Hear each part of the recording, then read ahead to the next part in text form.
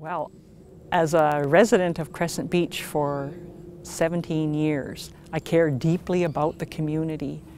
And I also have had a number of years' experience working in the area of climate change.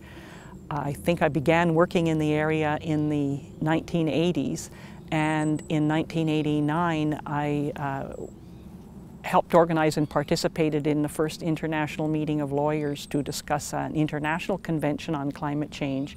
And then after that became involved in a lot of work on panels and think tanks working on solutions to climate change. And this is all like theoretical work. And finally, years later, I'm living in a community that is obviously impacted by climate change, and I get to do some hands-on work in developing solutions, not just theoretical, but actual hands-on, and in a community setting with a lot of other community members who care passionately about our little seaside community.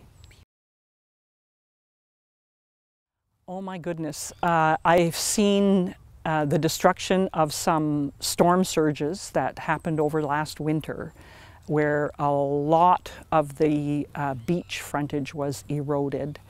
I've seen seaweed in people's yards, and that's really scary for those people. And it's also destruction of habitat, and habitat for the shore creatures, birds and other creatures that live in that area.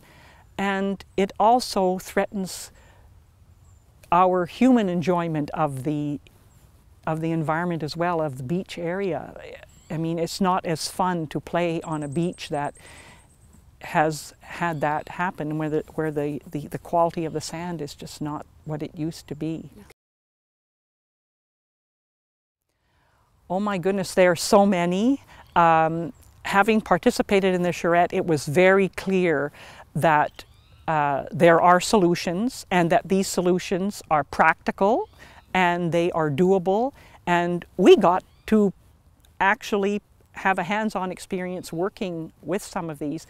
So we feel empowered because we're part of building the solutions to the threats to our community.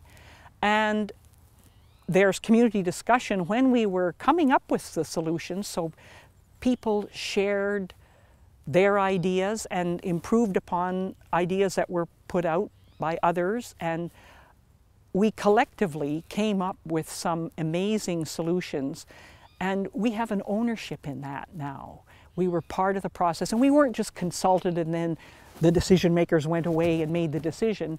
We are part of the decision-making process and the creative part of it, which is the fun part, of course. And that's participatory democracy at its best.